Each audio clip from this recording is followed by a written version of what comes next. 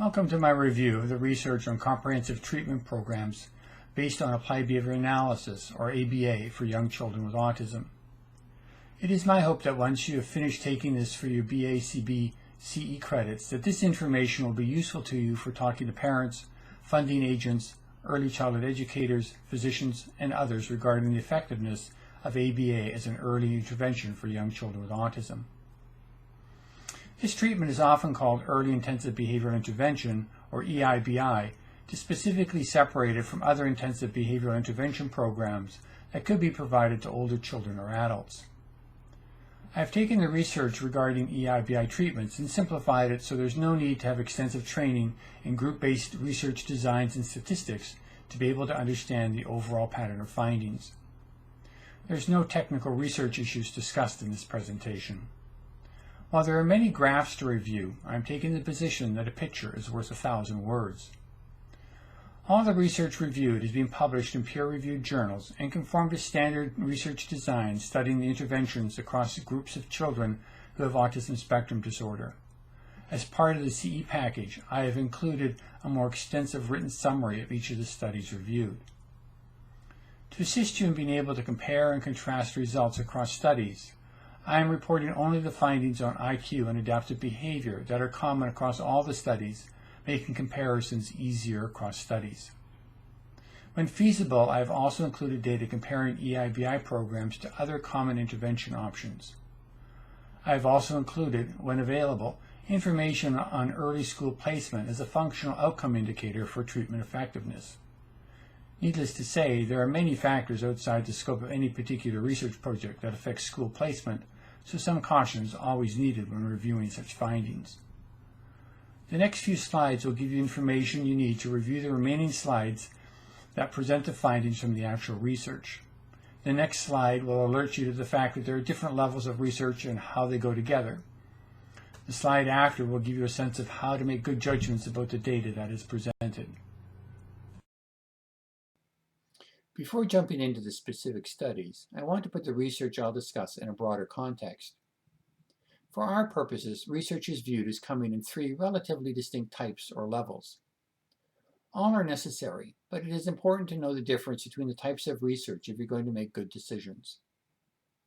The first level of research, which for ABA has been going on routinely since the mid-1960s, regarding children with autism, is about researching specific individual techniques, often with one child or small number of children at a time.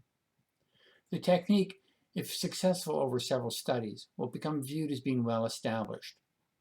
Over time, many techniques have been found to be effective for skill building and for targeting more problematic behavior concerns for children with autism. This type of research continues today.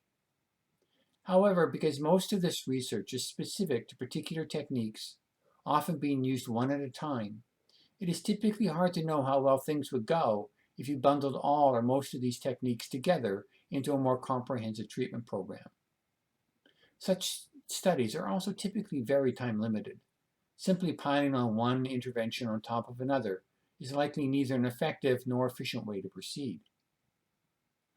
The second level of research takes some or all of the available research techniques from this initial level, bundles them together in various ways, and evaluates if more comprehensive programs work. Generally, the idea is that the outcomes looked at are much broader than the outcomes of the first level of research. As a point of comparison, Level 1 research never evaluates, for instance, if a child is able to enter typical classrooms with no supports due to its application of a single technique. On the other hand, for Level 2 research, this could be a reasonable outcome measure. The research on early intensive behavioral intervention for children with autism that we will go over in this presentation are examples of this Level 2 research. This is where we can get into a discussion of whether more is better than less. In this case, more comprehensive treatment programs must show clearly better comprehensive outcomes than using individual techniques in isolation. As will be seen, not all comprehensive treatment programs work equally well, or in fact work at all. A third level of research, sometimes called meta-analysis, establishes a set of criteria to judge all research in an area, then finds all the studies of level 1 or 2 that meet such criteria, and then looks at more global findings and trends in the research. This type of research does not do anything with the children directly. It only reviews the existing research. Typically, in most of these studies, only a small percentage of studies in an area meet the criteria for being included in such meta-analysis. Most meta-analysis studies are very statistically oriented, and understanding them requires in-depth knowledge of statistics and research design. These are three related but quite separate forms of research. It is important not to mix up the different levels by, for instance, acting as if level 1 type research is being equivalent to level 2 type research. From a research point of view, it would be like comparing apples to oranges. While apples and oranges are both fruit, they are very different. What we are reviewing in this presentation are studies looking for the biggest, broadest positive outcomes possible. It is important to outline the basics of how to make good comparisons about the data that will be reviewed. The examples used here are for comparing between two groups. The ideas, however, can be used when comparing across more than two groups. Baseline or pretest means a measure of how well the children were doing before or just as treatment started. It is essential as a benchmark for deciding if the outcome measures show real change. The optimal idea is that both groups of children would have identical baseline scores. Using pretest data in this way makes the comparison of outcomes more easily understood. It is fairly rare, however, that the baseline or pretest scores will be identical. You'll need to adjust some of your views of the outcome scores if there is a noticeable difference in the baseline score between groups. It is important to compare the outcome scores to see if any treatment leads to a best outcome. For instance, if Group A has an outcome of 90 and Group B has an outcome of 95, it would appear that Group B has done a better job, and as the data suggests, the children as a whole in Group B are doing better than the children in Group A. To gain a good understanding of the power of each treatment, however, you need to evaluate the absolute outcome score of a group in comparison to its baseline score. If in this example the baseline for Group A was 50 and the baseline for Group B was 60, then Group A treatment made a bigger impact. The difference between 50 and 90 is a 40-point gain, while for Group B the difference between 60 and 95 is a 35-point gain. As the example above shows, what may be the most important outcome is the relative gain from baseline to outcome rather than simply comparing the two outcome measures. Across all the studies to be reviewed, the authors used a wide range of assessments and methods for reporting data. While this provides unique data for each study, it makes it very challenging to compare across studies. Intellectual assessment, or IQ testing, and adaptive behavior assessments are going to be the focus of this presentation for 4 reasons. The first is that these are the most widely used assessments when measuring the overall impact of studies on early behavioral intervention for children with autism. The second reason has to do with the rationale for choosing such measures. Both types of assessments cover a wide range of skills and capacities, thus representing broad overall changes. Given the purpose of this intervention is to make big substantial changes in the children's capacities, such measures are a good fit. Doing a high-intensity intervention only to assess for a very specific limited change would seem to go against the whole purpose of doing such interventions. The third reason is that both types of assessments report scores in what is called standard score format. This means the raw scores children receive are converted to standard scores, which has the great advantage of allowing comparisons across different assessments. Even better is that the standard scores for the IQ and adaptive behavior assessments reviewed here have a mean score of 100 and what is called a standard deviation of 15 points. Using standard criteria, this means that scores below 70 suggest some level of impairment, while scores above 85 are clearly in the average range.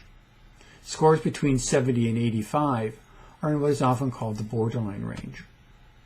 Because of the use of standard scores, we can compare across studies as well as across and between IQ and adaptive behavior outcomes. The fourth reason for the focus on these measures is that both assessments, particularly IQ assessments, have been used for many years in studies predicting long-term outcomes, especially for longer-term academic outcomes. Using these measures is thus consistent with a wide body of research that wants to look at predicting children's future capacities on a variety of childhood issues. There's a list of references in the handout for this presentation that gives a tiny sample of the studies using either or both of these types of assessments for tracking changes in children over time. Besides these formal assessments, I have also included data on school placement. This is presented in a percentage format. That is, for instance, the percentage of children in a treatment group placed in special education programs compared to children placed in integrated classrooms. While there are many reasons for a child to be placed in a particular class, the general results across groups can help to represent more global functional outcomes. Just to make one last comment before moving on, it should be pointed out that standard scores for IQ and adaptive behavior assessments assume that as children grow, they need to actually score more raw score points over time in order to remain with the same standard score.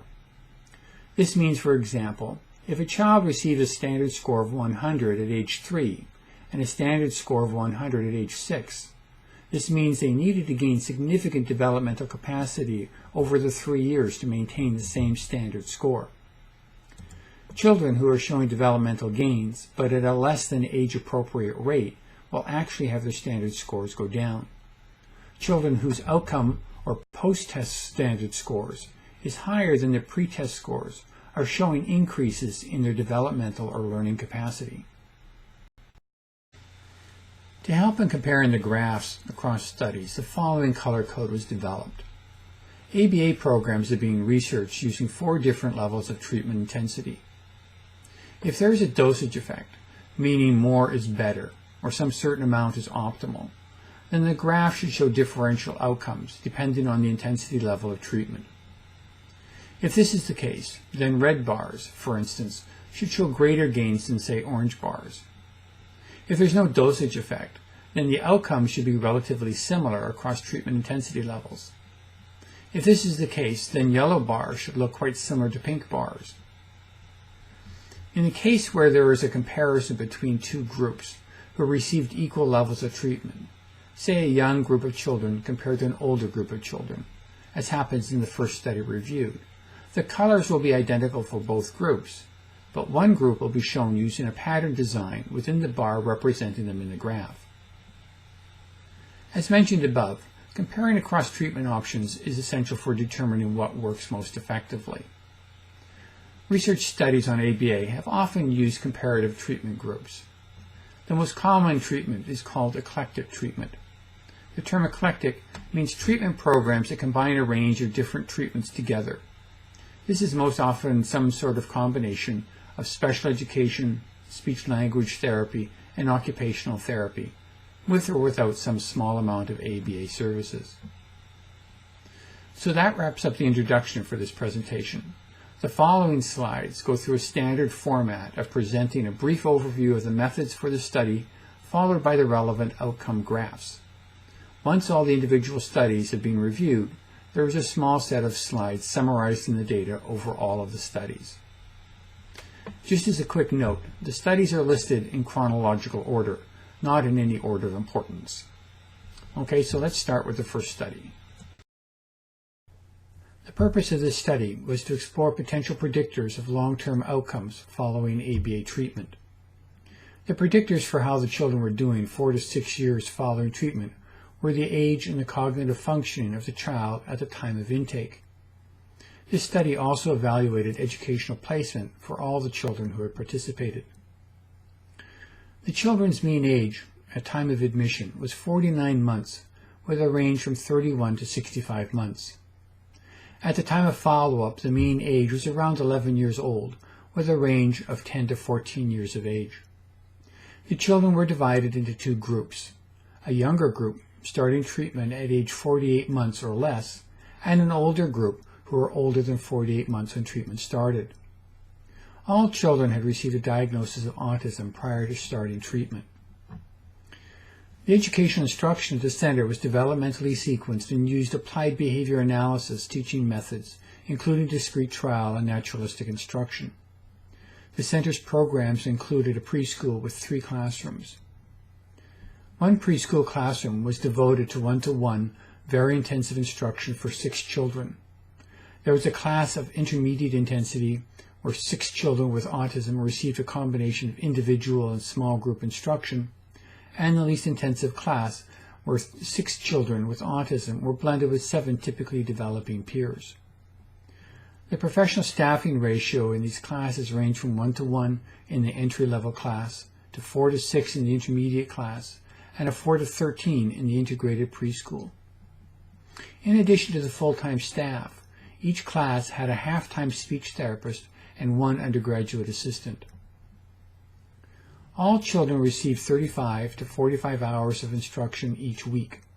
The school day was 5 hours long, 5 days a week, for a 12-month school year.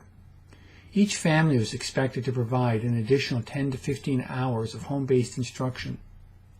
Some families elected to do this home-based work themselves and were provided a consultant to help them create their teaching programs, which typically focused on either the generalization of material learned in school and/or self-help and other skills best taught in the home setting. The specific skills taught at home were determined by the needs of the family and the child and ranged from toilet training and dressing to playing with siblings and participating in play groups. Other families hired outside staff to help them run their home programs, and the program ensured that these consultants worked in a coordinated fashion with the efforts of the center. The program offered neither occupational therapy nor physical therapy, and a few families elected to receive these services outside of school hours. This graph will show pretest data on the children's IQ based on whether the children started the program before 4 years of age or after 4 years of age. It will then show the average IQ for each group at follow-up, and then compare the gains in IQ that occurred over the several years between pre-test and post-test. You will see that all the bars shown are red, one solid and one with texture. The color, as explained earlier, represents the intensity of the program. In this case, both groups of children received high-intensity programs. The solid versus textured bars represent the 2 different groups of children. This use of solid versus textured bars will be used throughout this presentation when the treatment intensity is identical for the groups. As can be seen from this graph, children who started the program under 4 years of age, the red bars, gained approximately 23. You may have noticed in the previous graph that younger children started with higher IQs than the older children, which may have given the younger children an advantage. To look at this more closely, the researchers recombined all the children based on whether the children, regardless of age, started with a higher or a lower IQ score. As can be seen here, the children who started with higher IQ in this study, younger children in general also had higher IQ scores to start with. This means it is not possible to completely separate the effects of age when starting an intervention from the initial IQ score. This graph demonstrates that there is a noticeable positive. This graph focuses on the age of the child when treatment started, independent of the child's IQ at the time treatment began. It shows that starting treatment at a younger age, the solid red bars. The aim of this study was to evaluate the effects of 2 different service models using the same ABA procedures and treatment manual. The clinic-run program was operated by highly qualified and experienced psychologists trained in ABA. The parent-run program was supported by the same psychologists with the goal of training the child's parents to be able to run the intervention program themselves. The children in the intensive treatment group received an average of 24.5 hours of treatment per week. Children received treatment from teams of 4 to 6 student therapists working under close supervision by the senior psychologists. To train parents in this group, each child's parents was asked to conduct treatment alongside a student therapist for 5 hours a week for the first 3 months of treatment. Initial treatment primarily used discrete trial training, but once initial skills had been acquired, treatment shifted to more naturalistic behavioral instruction formats.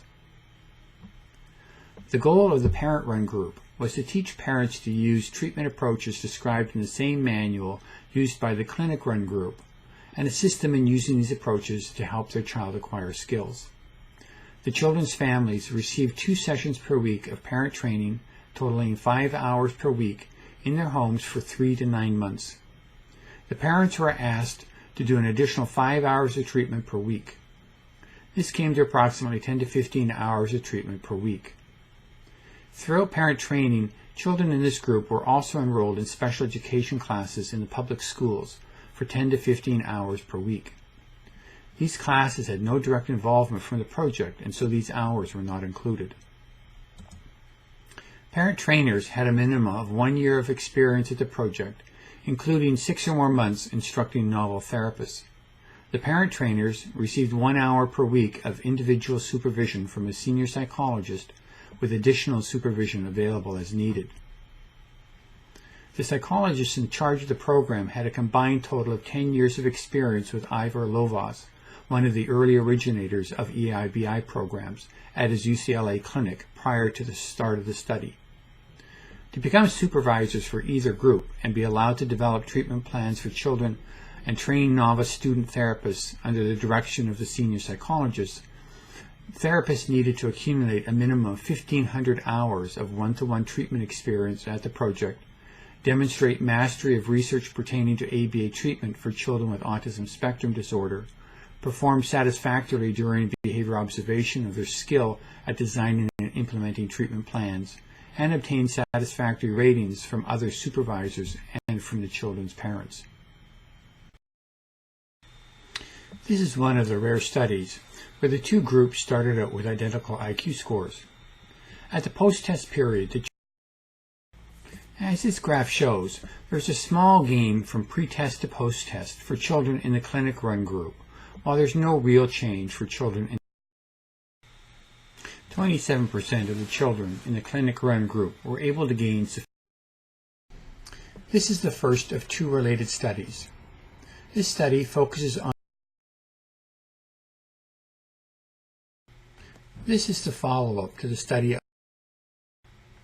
As can be seen, there is progress at both the 1 and 3 year points. The ABA group, 3 years following the start of treatment, maintained significant gains in IQ compared to the eclectic treatment group, who showed much smaller gains. Over time, the behavioral. At a 1 year evaluation, children who had received moderately intensive behavioral treatment made significant improvements in adaptive behavior, while children in the eclectic treatment group showed no change. At the 3.5 year follow-up, the behavioral treatment group maintained an average gain of 12 points.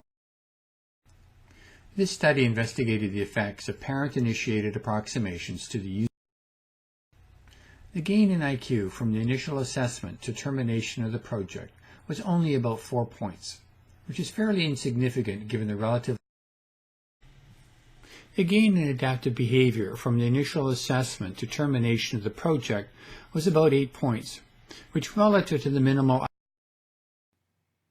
This is a study comparing clinic-run ABA programs compared to parent-run ABA programs. All the children received treatment based on the UCLA model. Parents in both groups were instructed to attend weekly team meetings and were encouraged to extend the impact of treatment by practicing newly learned material with their children throughout the day. Children on average were 33 to 34 months of age at pretest and began treatment between 35 to 37 months of age. The clinic-directed group received 6 to 10 hours per week of in-home supervision from a senior therapist and weekly consultation by the senior author or clinic supervisor.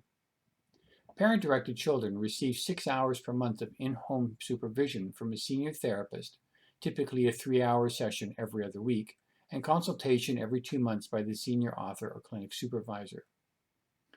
Children in the clinic-directed group averaged 39 hours of treatment per week during year 1 and 37 hours during year 2.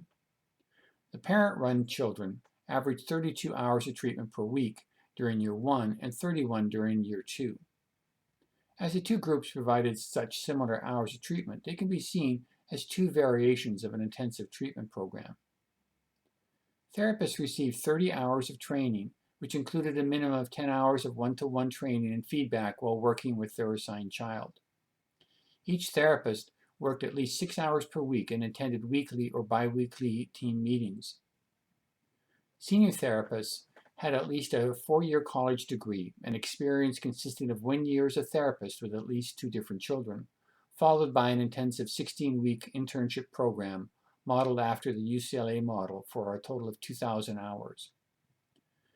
Senior therapists and clinic-directed therapists were required to meet quality control criteria set at UCLA. This involved passing 2 tests. The first was a written test designed to assess knowledge of basic behavioral principles and treatment procedures. Second, they were required to pass a videotape review of their work.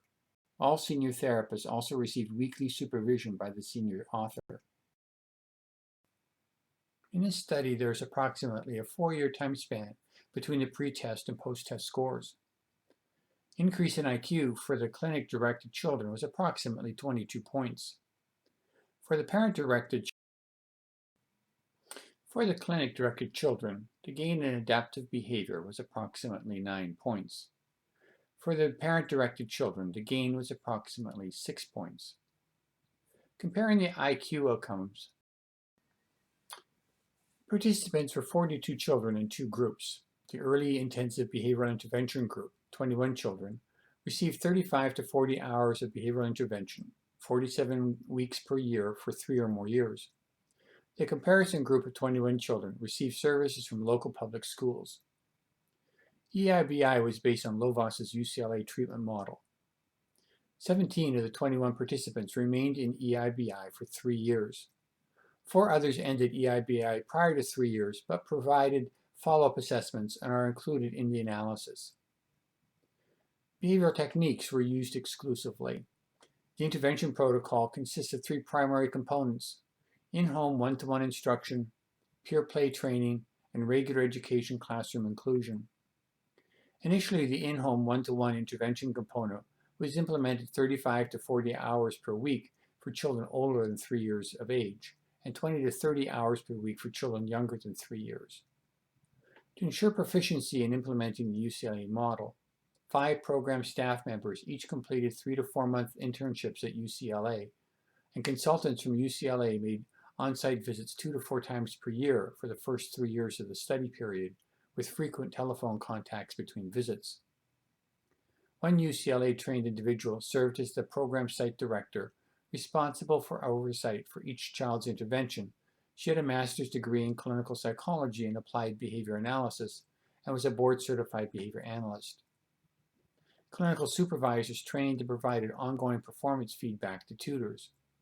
To become a supervisor, individuals had to meet a pre-specified objective criteria, including high ratings based on direct observation of their implementation of EIBI interventions, favorable evaluations from families and staff members, satisfactory performance on a test of skill at curriculum development, and oral and written demonstration of their knowledge of applied behavior analysis and autism.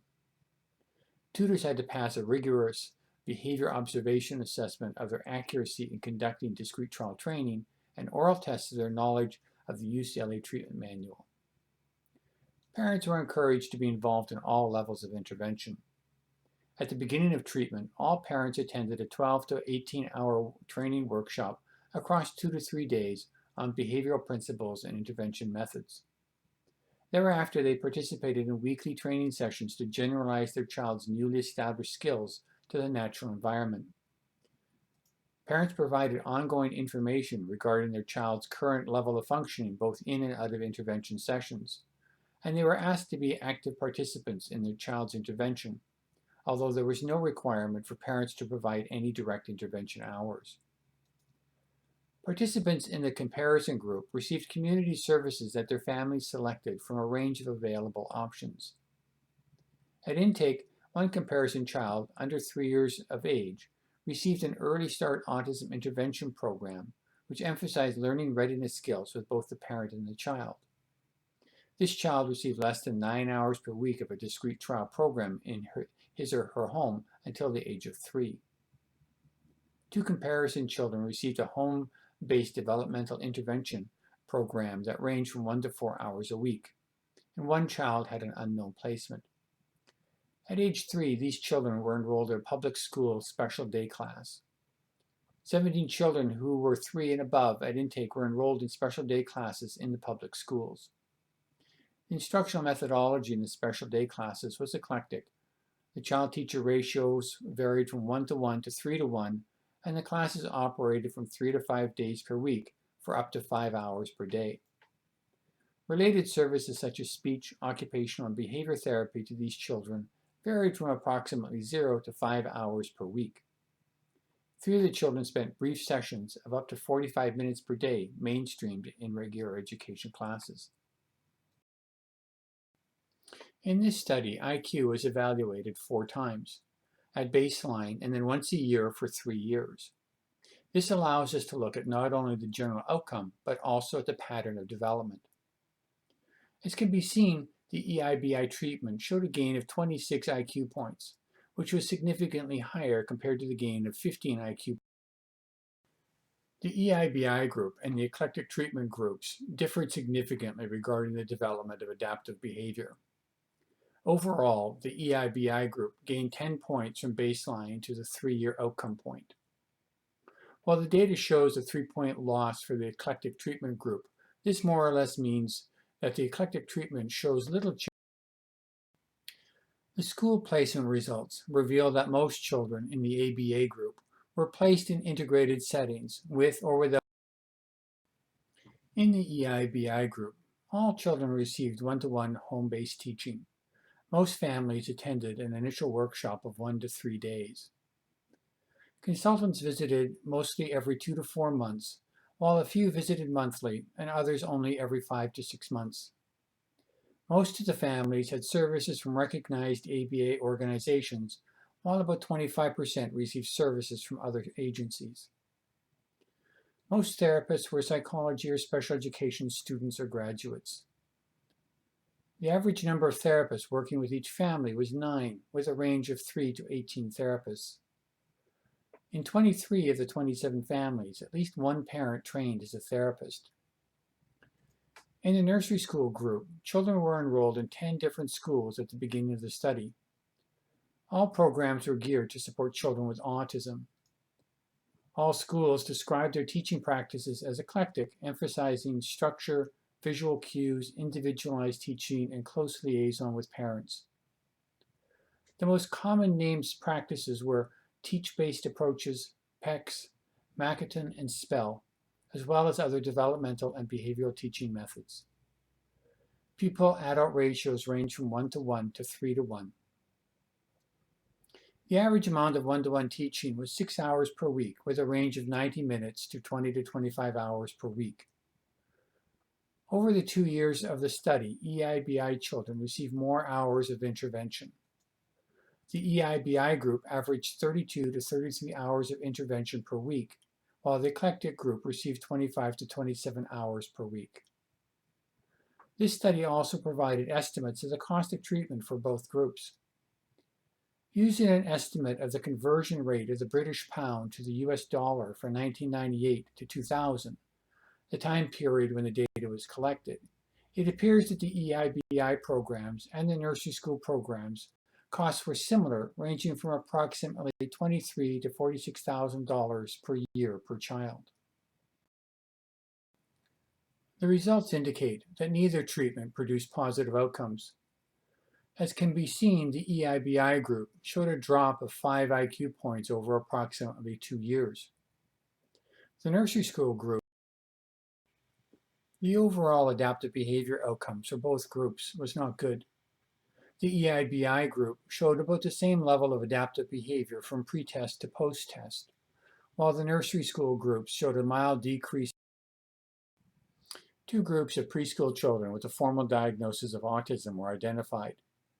Parents of children in the intervention group had opted for early intensive behavioral intervention, either provided from public funds or purchased privately.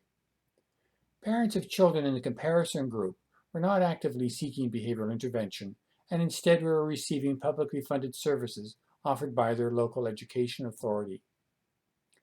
All children in the EIBI group received home-based early intensive behavioral intervention for 2 years. Trained tutors and parents delivered one-to-one teaching based on applied behavior analysis for about 25 hours per week on average. Although interventions were delivered by a range of service providers, they had in common the 10 features characterizing research-based behavioral interventions identified by Green et al. In 2002. The program was delivered to each child by a team of 3 to 5 therapists as well as parents trained in the use of behavior analytic procedures such as shaping, chaining, prompting, fading, modeling, discrimination learning, task analysis, and functional analysis. Therapists and parents are supervised by more experienced staff members, including a supervisor who had substantial experience with early intensive behavioral intervention. In the majority of cases, a consultant with a PhD level and/or a track record of research publication in behavior analysis was also involved. Supervision for each tutor team was accomplished using a workshop model in which supervisors arranged extended team meetings at regular intervals. The frequency of team meetings depended on the service provider. For 57% of the children, meetings were held twice a month, with regular additional training overlaps. For the remaining children, meetings were less frequent with a range of 4 to 12 weeks. Consultants attended meetings on a less frequent basis, on average once every 2 months, but provided additional clinical supervision by telephone or email in between visits. Between meetings, supervisors were similarly available to the team and the parents.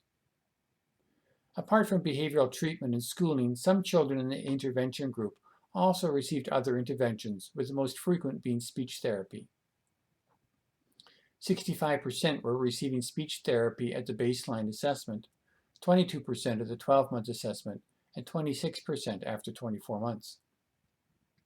The children in the comparison group received their local education authority's standard provision for young children with autism. Thus, over the course of 2 years, they experienced an eclectic range of interventions designed to ameliorate the impact of autism and enhance functioning, none of which were intensive or delivered on a one-to-one basis for the majority of the time. The most frequently reported intervention was speech therapy. 57% of the children received it at the time of the baseline assessment, 67% at the 12-month assessment, and 48% at the 24-month assessment.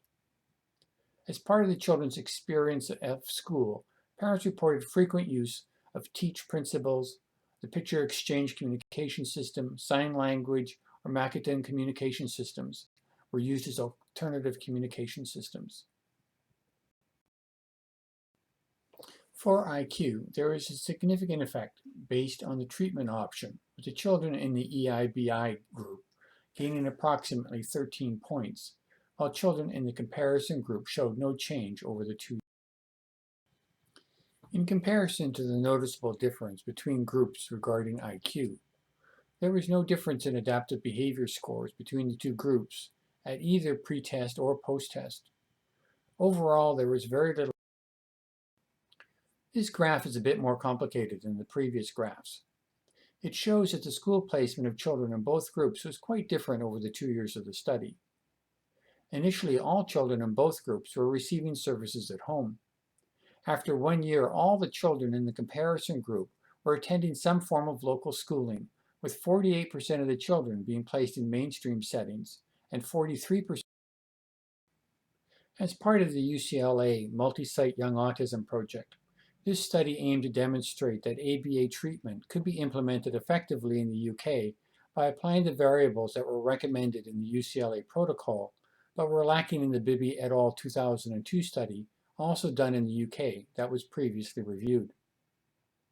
The present study examined progress after 1 year of treatment for children with autism who received intensive one-to-one ABA treatment. 2 different treatment models were compared. One was an intensive clinic-based treatment model where all treatment personnel were provided. The other was an intensive parent-managed treatment model where intensive supervision was provided while tutoring staff were recruited and managed by parents. The mean age of treatment start was 36 months for the clinic-based group and 34 months for the parent-managed group. In the clinic-based program, each child's team composed of a program consultant, a senior tutor, and 2 to 5 tutors. All staff members are provided with induction packages including company policies and training booklets. Each tutor received basic and advanced theory seminars, a 60-hour practicum, and continued training and supervision from the senior tutor and program consultant via weekly team meetings and session overlaps.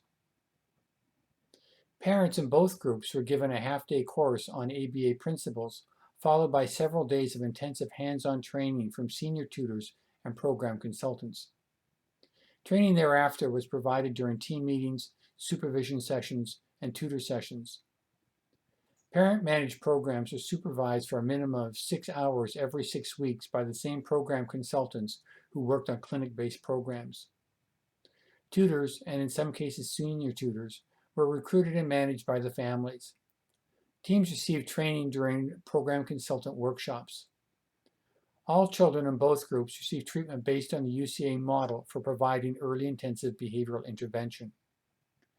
Principles of ABA were used to increase behavioral deficits such as language, play, social skills, academic self-help skills, and understanding of emotions, and to decrease behavioral excesses such as self-stimulatory behavior, self-injurious behavior, tantrums, and aggression. The clinic-based group averaged 37 hours per week of treatment as compared to 34 hours per week for the parent-managed program. The graph indicates that there were no significant differences between the clinic or parent-run groups at either pre-test or post-test. There is, however, a significant increase in IQ scores from pre-test to post-test. As with the previous slide, this graph also shows that there were no significant differences between the clinic or parent groups at either pre-test or post-test. There is, however, a noticeable increase in adaptive behavior scores from pre-test. The purpose of this study was to describe the key features of the Oslo mainstream preschool early behavioral intervention model and to compare outcome data with children receiving treatment as usual also in mainstream preschools.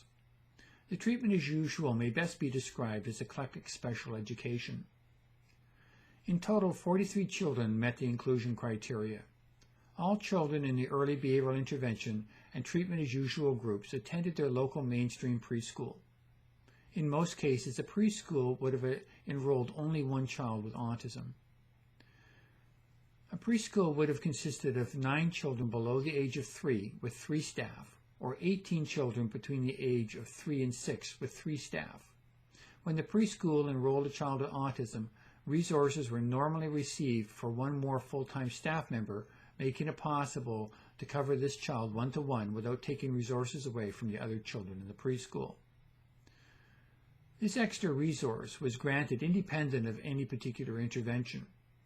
All preschools had a separate room available where one-to-one intervention could be done without disturbance from the rest of the preschool. Children in the present study were typically at the preschool for at least 20 hours every week, typically a minimum of 4 hours per day. The group providing early behavioral intervention services employed 1 psychologist and 4 supervisors. The psychologist was also a board-certified behavior analyst with approximately 15 years of experience implementing early intensive behavioral intervention programs and served as a consultant for the supervisors. The supervisors had bachelor's degrees covering the basics of applied behavior analysis and between 2 and 10 years of training and experience with EIBI programs. The center was responsible for training and supervision of all staff involved in the intervention. This model used staff training and supervision was similar to that described as clinic-supervised intervention in other studies.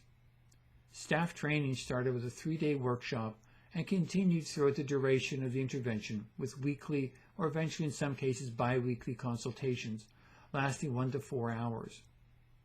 In addition, weekly 2-hour team meetings were held for each child. The primary caregiver and staff attended both the workshops and the team meetings, and all were trained using an apprenticeship model. The treatment as usual intervention group typically included a mix of the following intervention types: alternative communication, applied behavior analysis, total communication, sensory motor therapies, programs based on the principles from TEACH, as well as other methods that were incorporated based on the personal experiences of a particular special education teacher and staff. The organization of supervision and staff training for the treatment as usual group was in some ways similar to that of the early behavioral intervention group. A special education teacher from the local education authorities would do 1 or 2 weekly consultations totaling between 2 and 5 hours a week. The agency to be responsible for supervision and training was determined in the interdisciplinary educational planning process for each child. As in the early behavioral intervention group, between 1 and 3 therapists were recruited from the preschool staff to do the daily work with the child. With an average of about 13.5 weekly hours of early behavioral intervention, the present study should be considered a low-intensity version of the typical early intensive behavioral intervention, or EIBI model. Children receiving early behavioral intervention within typical mainstream preschools made significant gains in IQ scores after 2 years of intervention when compared to a group receiving special education services or treatment as usual. For a lower intensity ABA program, this outcome is quite good. However, only about 19% of the children in the ABA group met criteria for a reliable IQ change after 2 years. This suggests that while a few children responded very positively to this intervention, most children did not show a reliable gain in IQ. Children receiving early behavioral intervention within typical mainstream preschools made significant gains in IQ scores after 2 years of intervention when compared to a group receiving. Children receiving early behavioral intervention within mainstream preschools made gains in adaptive behavior scores after 2 years of intervention compared to a group receiving treatment as usual. The percentage of children, however, meeting reliable change criteria of adaptive behavior after 2 years was approximately 6%.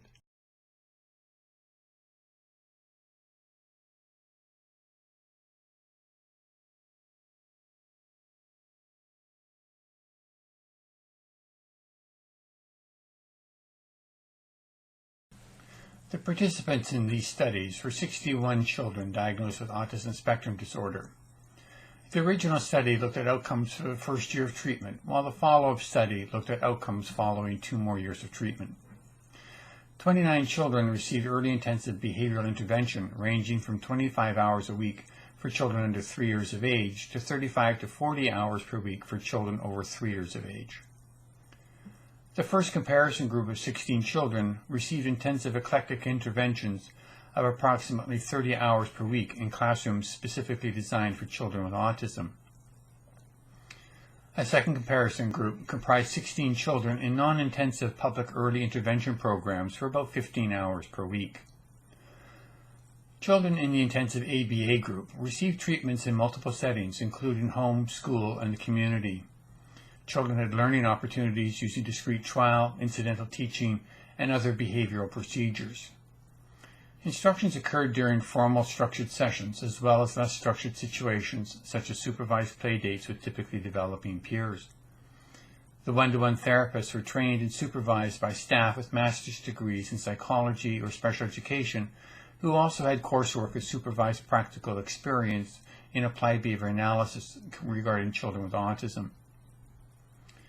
Each supervisor was responsible for programming for 5 to 9 children and worked under the direction of either a board-certified behavior analyst, who was also a licensed psychologist, or a licensed speech and language pathologist.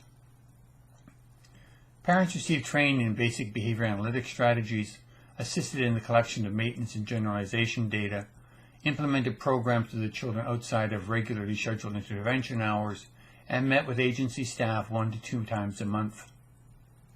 Children in the specialized autism classroom group had staff-to-child ratios of 1 to 1 or 1 to 2, dependent on individual needs and the structure of the particular program in which each child was enrolled. A credentialed special education teacher supervised the work of 4 to 8 paraprofessional aides in each classroom. Staff provided 25 to 30 hours of intervention each week, utilizing a variety of methods commonly used with children having autism spectrum disorders. Techniques used included discrete trial training, picture exchange communication systems, sensor integration therapy, and activities drawn from the TEACH model.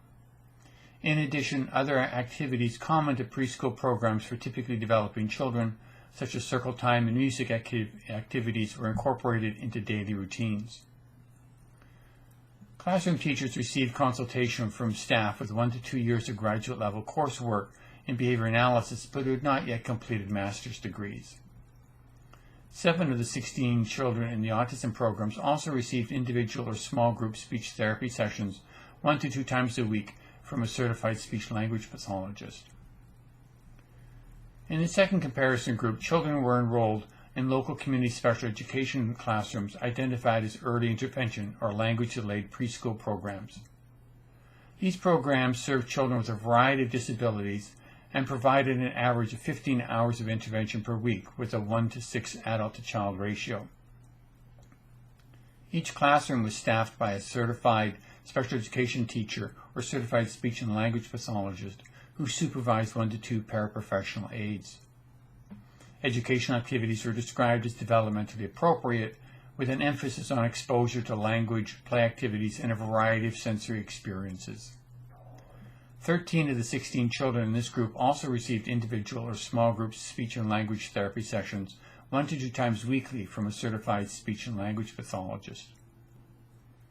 The 2014 follow-up paper reported on the outcomes of the children receiving 2 more years of treatment.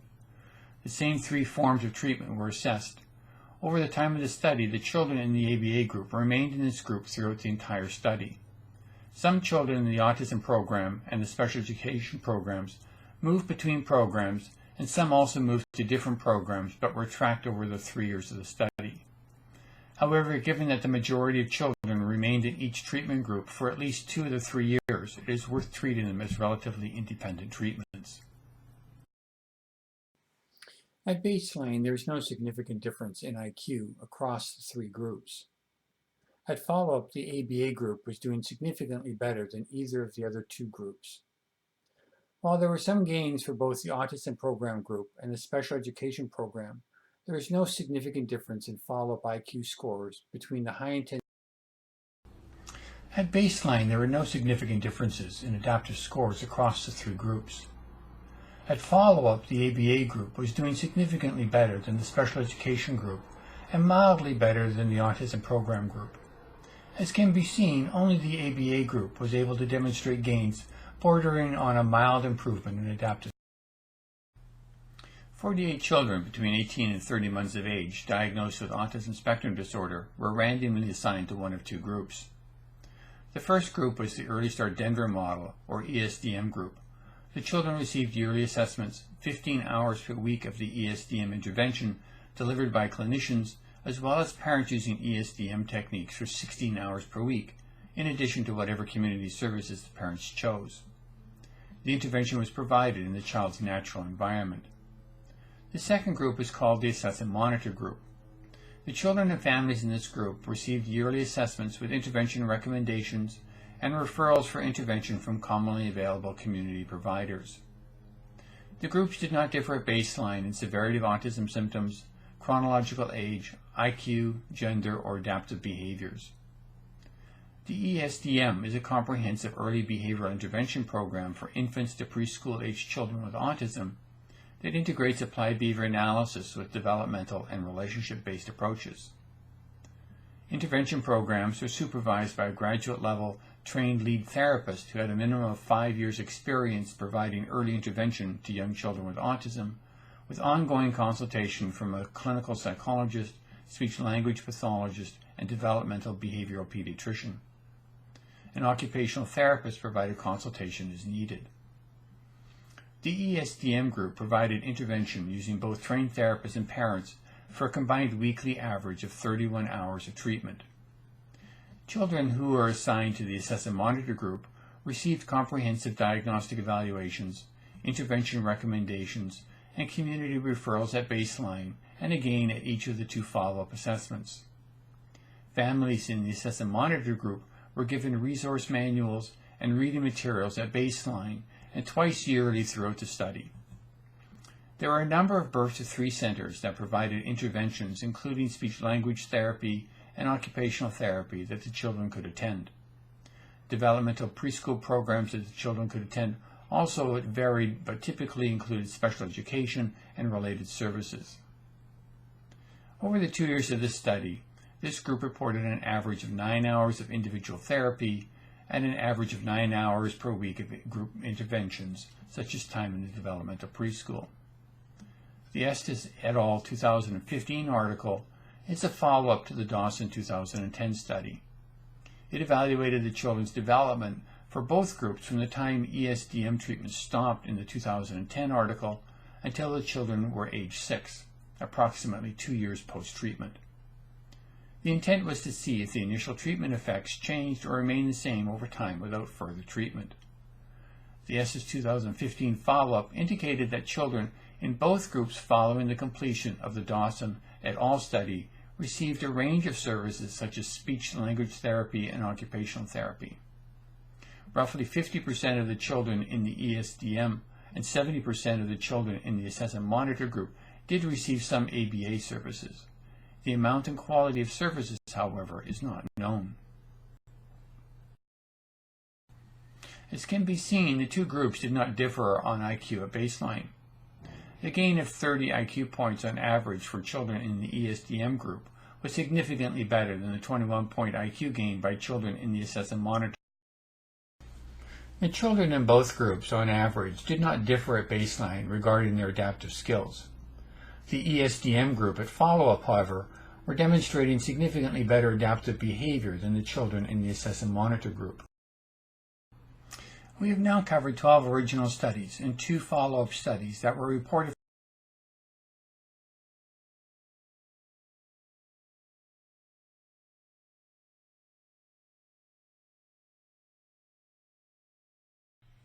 We can now turn to look more closely at high-intensity ABA programs. There are 8 studies in this review that provided 30 or more hours of one-to-one intervention per week to children with autism for a minimum of 1 year. 2 of the studies, while providing 30 or more hours of one-to-one services per week, were not able to provide what is the typical level of high-intensity staff training, supervision, and consulting characteristic of the other 6 studies. It is thus possible to look at whether it is just the intensity of direct one-to-one services that seems to be the critical factor in achieving the highest level of outcomes, or is there also the necessity for a program to include high-intensity staff training and supervision, as well as consultation by highly trained, typically PhD psychologists, and as in the later studies, with such consultants also being board-certified behavior analysts.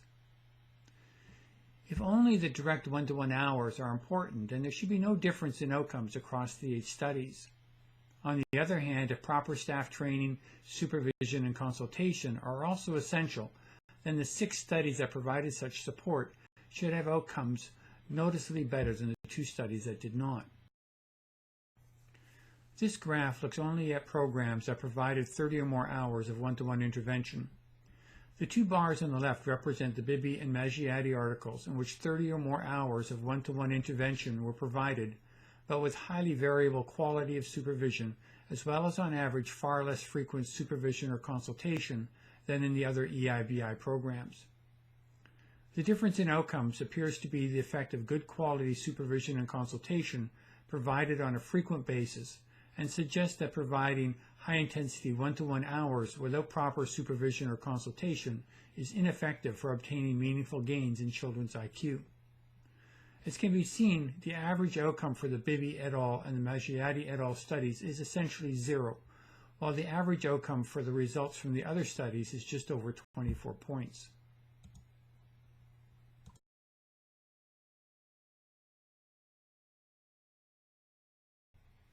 There is still much more work to be done in studying the large-scale outcomes of comprehensive early intensive behavioral intervention services for children with autism. Such field-oriented applied research always faces significant challenges to the research design and integrity of any study. In such situations, it is often the obtaining of similar outcomes across varying conditions, for instance, clinic or home-based programs, university-supported or standalone programs, etc., that when combined together provide the best total evidence base.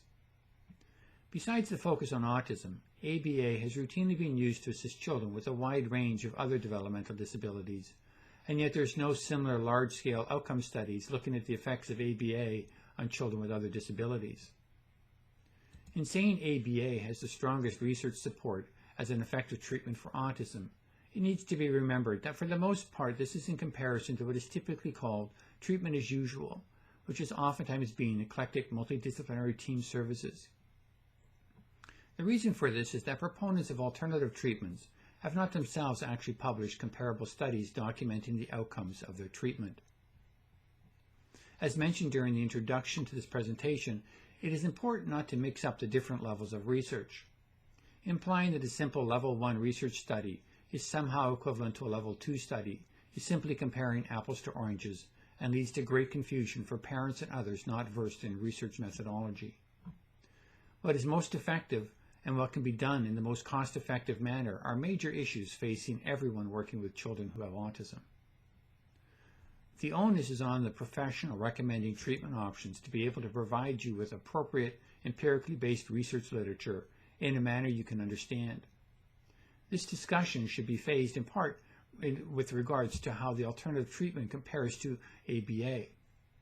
It is important to understand that at this time there is no clear research evidence that simply adding on more possible treatment options on top of an ABA program actually improves the outcome. All this, of course, is in reference to children with autism only or autism and an intellectual disability.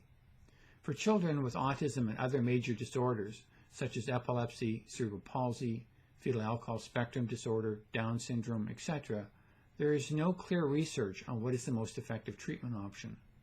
Children with such complex diagnostic profiles may need a range of treatments and supports specific to the disability. It would be likely, however, that given this review of the research on the effectiveness of ABA regarding autism, that this would likely be an important component for children with more complex diagnostic profiles.